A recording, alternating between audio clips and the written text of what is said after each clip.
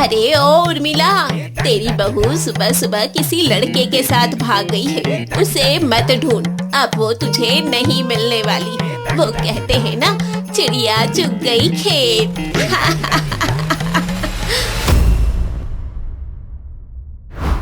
सुशीला, तू इतनी परेशान क्यों दिखाई दे रही है? क्या बात है, सब ठीक है ना? अरे तुम्हें नहीं पता क्या उर्मिला बहन, आज से गैस सिलेंडर की मार हो गई है। मतलब गैस सिलेंडर की बंदी। सुना है अब गैस सिलेंडर बहुत मुश्किलों से मिलेगा और बहुत महंगा मिलेगा। वो भी बस गैस सिलेंडर की कॉपी वालों को ही मिलेगा। क्या तू सच कह रही है? ये तो बहुत ही चिंता की बात है। इतनी महंगाई में गैस सिलेंडर का भी दाम बढ़ गया तो हमारा कितना नुकसान हो जाएगा। मुझे ये सब सोच कर ही डर लग रहा है। ना बाबा ना, मैं आज से ही गैस की बचत करूंगी। जब गैस सिलेंडर खत्म ही नहीं होगा तो महंगा गैस सिलेंडर लेना ही नहीं पड़ेगा। हाँ, इतना कहकर उर्मिला अपने घर आ जाती है।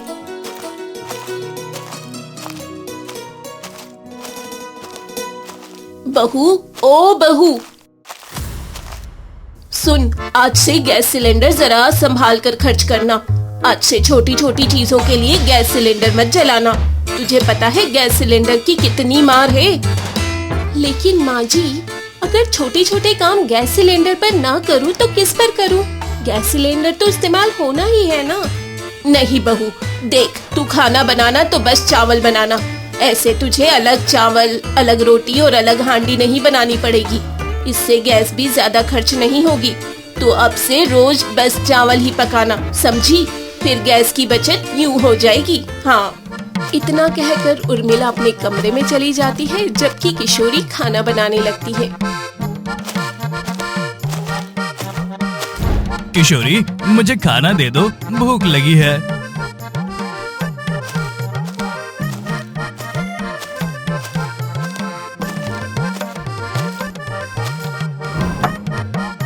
अरे ये क्या, बस चावल, रोटी नहीं बनाई क्या? तुम्हें पता है ना, मुझे चावल नहीं पसंद। मुझसे ज्यादा चावल खाए नहीं जाते। माँ जी ने आज से रोज चावल बनाने को ही कहा है। अब आपको भी चावल खाना पड़ेगा। किशोरी सारी बात राकेश को बताती है। अरे माँ भी ना, ऐसे तो मुझे भूखा रहना पड़ेगा। चलो कोई बात नहीं, आज चावल ही खा लेता हूँ। गैस बचाने के लिए माँ इतनी कंजूसी करेगी, ये तो मैंने सोचा ही नहीं था। राकेश अब मजबूरन चावल खाकर काम पे चला जाता है। इसी तरह कुछ दिन गुजरते हैं। बेटी, इस तरह तू गैस सिलेंडर इस्तेमाल करेगी तो 2 दिन में ही ये खत्म हो जाएगा। तू एक काम कर, तू अब से बस एक समय का खाना ही बना। ऐसे गैस की काफी बचत हो जाएगी।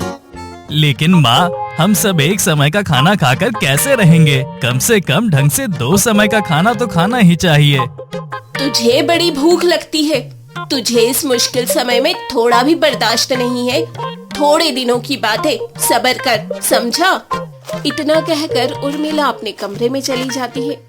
अजी, माँ जी को अब गैस सिलेंडर खत्म होने की चिंता सताने लगी है, इसलिए वो मुझे हर छोटी चीज पर रोकने टोकने लगी है। गैस सिलेंडर कम से कम इस्तेमाल करने को कहती है, और अब देखो, मुझसे बस एक समय का खाना बनाने को कहकर गई है। अब आप ही बताओ कि मैं क्या करूं? किशोरी, अब इसमें मैं क्या कर सकता हूँ? वो मेरी माँ है, उनकी बात हमें माननी पड़ेगी। अब हर रोज उर्मिला अपने परिवार वालों को एक समय भूखा रखती तो दूसरे समय उन्हें थोड़ा थोड़ा खाना ही देती थी। माँ, तुम हमें पेट भरकर खाना क्यों नहीं देती? एक तो तुम एक समय ही खाना बनवाती हो और ऊपर से इतना कम खाना, इतना तो मेरे दांतों में ही चिपक जाता है। ज्यादा खाना बनाने में गैस सिलेंडर ज्यादा खत्म होती है, इसलिए जब तक गैस सिलेंडर की मार खत्म नहीं होती, सबको थोड़े खाने में ही गुजारा करना होगा। जितना मिल रहा है तो चुपचाप मुंह बंद करके खाना खा ले। लेकिन माँ, हमारी तो गैस सिलेंडर की कॉपी है, फिर हमें फिक्र करने की क्या जरूरत है? हर 25 दिन में गैस सिलेंडर बुक होकर घर आ जाएगा। फिर तुम इतना क्यों डर रही हो? 25 दिन तो बहुत होते हैं, क्या पता फिर सही समय पर गैस सिलेंडर मिले ना मिले। मैं इतना बड़ा रिस्क नहीं ले सकती हूँ। ना बाबा ना। इस तरह कुछ दिन और गुजरते हैं। ये ले बहू, इन लकड़ियों को जलाकर इस पर खाना बना। अब गैस सिलेंडर इस्तेमाल नहीं होगा। गैस सिलेंडर अब किसी सोने से कम नहीं है। मैं गैस सिलेंडर खत्म होने का दुख नहीं सह पाऊंगी। ना बाबा ना, मैं गैस सिलेंडर खत्म होने ही नहीं दूंगी। सुन बहू, अगर कुछ भी बनाना है तो इसी चूल्हे पर बनाना होगा, वरना नहीं। लेकिन माँ जी, मैंने कभी लकड़ियों के चूल्हे पर खाना नहीं बनाया है। जब सीखेगी नहीं तो आएगा कैसे? यही मौका है सब कुछ सीखने का। उर्मिला की इस कंजूसी को बर्दाश्त करते हुए किशोरी अब चूल्हे पर खाना बनाने लगती है। न जाने मेरी किस्मत कैसी है, शादी के बाद से मुझे सुख का एक पल नहीं मिला। जब से मैं यहाँ शादी करके आई हूँ, कोई न कोई परेशानी आकर मेरे गले पड़ जा रही है। इससे अच्छा तो मैं बिना शादी के थी। मेरे लिए इस चूल्हे पर खाना बनाना किसी चुनौती से कम नहीं है। रोज मेरे हाथ या तो जल जाते हैं या फिर काले हो जाते हैं, लेकिन यहाँ किसी को मेरी हालत नहीं दिखती। किशोरी ये सोचकर अब सब्जी खरीदने बाजार जाती है, तभी उसे श्याम नाम का एक लड़का मिलता है। कैसी हो किशोरी? तुम्हारी तो हालत एकदम बिगड़ गई है। देखो, शादी के बाद तुम्हारा क्या हाल हो गया है। अगर तुमने मेरी बात मान ली होती तो आज तुम्हारा हाल कुछ और ही होता। वैसे अभी भी देर नहीं हुई है, तुम चाहो तो अपनी किस्मत बदल सकती हो। तुम जो चाहते हो वो कभी नहीं हो सकता। होने को तो सब कुछ हो सकता है, बस तुम्हें हिम्मत करनी होगी। मैं तुम्हें हमेशा वहीं मिलूंगा जहाँ था। श्याम इतना कहकर वहाँ से चला जाता है और किशोरी सोच में पड़ जाती है। श्याम कह तो ठीक रहा था।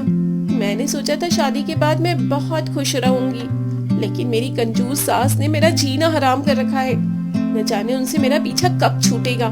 किशोरी ये सोचकर अब वापस घर आती है तो देखती है कि घर में धुआं ही धुआं भरा है। अरे, घर में इतना धुआं कैसे भर गया? माँ जी, ये आप क्या कर रही हैं? गीली लकड़ियों के कारण घर में बहुत धुआं भर गया है। इतने धुएं में मुझसे खाना नहीं बनेगा।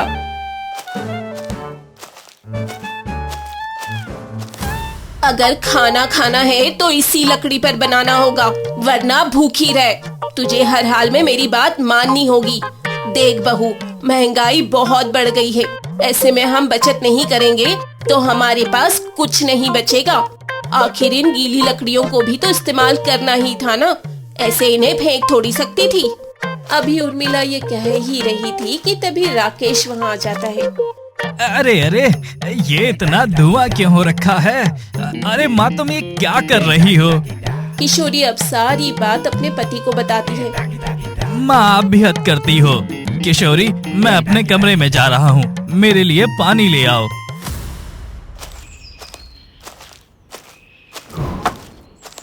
किशोरी, ये माँ को क्या हो गया है? उन्होंने तो आज हद ही कर दी। ऐसा है, तुम्हें चूल्हे पर खाना बनाने की कोई जरूरत नहीं है। आज से तुम गैस सिलेंडर पर ही खाना बनाना। नहीं जी, माँ जी ने साफ मना किया है गैस इस्तेमाल करने के लिए। अगर मैंने गैस सिलेंडर इस्तेमाल किया तो घर में कलेश होगा। अच्छा चलो, मैं माँ से इस बारे में बात करता हूँ। राकेश अब अपनी माँ के पास जाता है और कहता है, माँ, तुम ये सब क्या कर रही हो? देखो माँ, किशोरी को चूल्हे पर खाना बनाने में मुश्किल हो रही है। उसे गैस सिलेंडर पर खाना बनाने दो, इसी में हम सबकी बेहतरी है। उर्मिला राकेश की एक नहीं सुनती और कहती है, तेरा दिमाग तो ठीक है ना? ये सब मैं तेरे भले के लिए ही कर रही हूँ ना। हम कोई अंबानी थोड़ी हैं जो गैस सिलेंडर की बचत ही ना करे।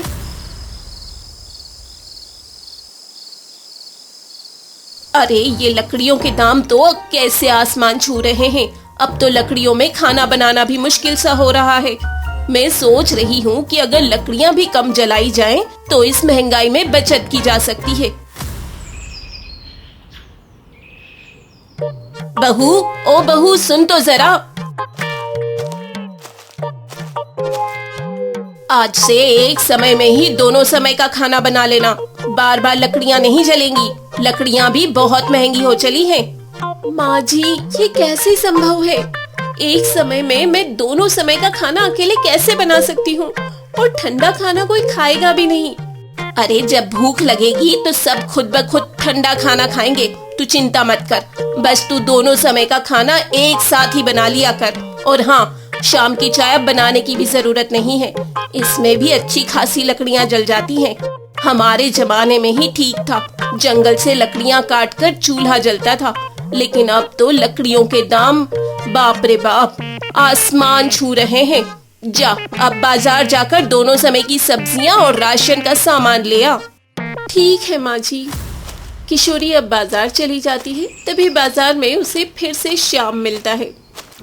कैसी हो किशोरी? वैसे तुम्हारा हाल देखकर लगता नहीं कि तुम ठीक हो। जो लड़की बाजार जाना पसंद नहीं करती थी, आज वो सब्जियों के दाम करवा रही है। श्याम की बात सुनकर किशोरी अब अपनी आंखों में आंसू भर लेती है। अरे अरे, क्या हुआ? तुमने आंखों में आंसू क्यों भर लिए? सब ठीक है ना? कुछ भी ठीक नहीं है। किशोरी अब सारी बात श्याम को बताती है। अरे बाप रे, इतनी कंजूस सास! तुम्हारी सास ने तो कंजूसी की भी हद पार कर दी है। तुम ये सब कैसे बर्दाश्त करती हो? क्या बताऊं, मेरी सास ने मेरा जीना हराम कर रखा है। मैं अब और ये सब नहीं सह सकती। मुझे अब आजादी चाहिए, आजादी। मैं उस पिंजरे में और नहीं रह सकती। बस बहुत हुआ, अब और नहीं। तुम चिंता मत करो, मैं हूँ ना। तुम्हारा जो भी फैसला होगा उसमें मैं तुम्हारे साथ हूँ। श्याम की बात सुनकर किशोरी अब अपने घर लौट जाती है। अब मुझसे माँ जी की ये कंजूसी बर्दाश्त नहीं होगी। मैं इस लकड़ी के चूल्हे पर अब और अपने हाथ नहीं जला सकती। इनको तो मैं सबक सिखाऊंगी। मैं अब इस घर में और नहीं रहूंगी। मैं अपनी जान बचाकर यहाँ से निकल जाऊंगी। अब कुछ दिन और गुजरते हैं। तभी किशोरी की सास उर्मिला उससे कहती है, बहू, ये तुझे आजकल क्या हो गया है? रोजाना तेरा खाना कभी जल जाता है, कभी नमक ज्यादा हो जाता है, कभी खाना बेस्वाद बनता है तो कभी कम पड़ जाता है। तेरी इन्हीं गलतियों के कारण मुझे भूखा रहना पड़ता है। ओहो माँ जी, अब हाथ ही है, क्या करूँ? मैं भी इंसान ही हूँ ना। इतनी परेशानी है तो जाओ खुद खाना बना लो। तुझे क्या लगता है कि मैं तेरे सहारे हूँ? मैं खुद खाना नहीं बना सकती। अब तू देखना कि मैं किस तरह और कितनी जल्दी खाना बनाती हूँ।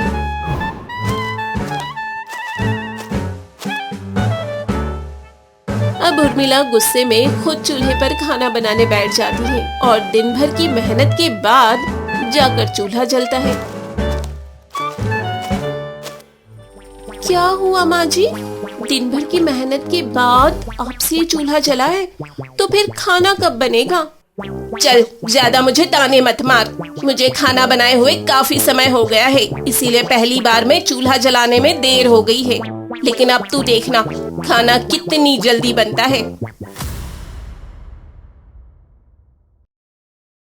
चूल्हे के धुएं से उर्मिला का बुरा हाल हो जाता है और उसे चक्कर आने लगते हैं। बहू, ओ बहू, जल्दी इधर आ। बहू, जाकर खाना बना और आज के बाद तू ही खाना बनाएगी। मुझसे ये काम नहीं होगा और अगर ज्यादा जुबान चलाई तो तुझे तेरे मायके भेज दूंगी। बाप रे बाप, इस धुएं से तो मेरा हाल बुरा हो गया है। मुझे चक्कर आ रहे हैं, चक्कर। अब समझ आया माँ जी कि लकड़ी के चूल्हे पर खाना बनाना कितना मुश्किल है और आप मुझसे रोज इसी चूल्हे पर खाना बनवाती हो। कभी सोचा है मेरा हाल क्या होता होगा? घर का काम करके तू मुझ पर कोई एहसान नहीं करती। ये सब तेरा काम है, समझी तू? शादी के बाद बहू का फर्ज बनता है कि अपने ससुराल वालों की हर बात माने और घर की जिम्मेदारियां संभाले। जा जाकर काम कर और मुझसे जुबान मत चला, आई बड़ी। इतना कहकर उर्मिला अपने कमरे में चली जाती है। मेरी इतनी मेहनत और बर्दाश्त के बाद भी माँ जी को मेरी मेहनत नहीं दिखाई देती। ऐसी कंजूस सास मेरे ही नसीब में थी क्या? ऊपर वाला दुश्मन को भी ऐसी कंजूस सास न दे। मैं अब ये सब और नहीं सह सकती।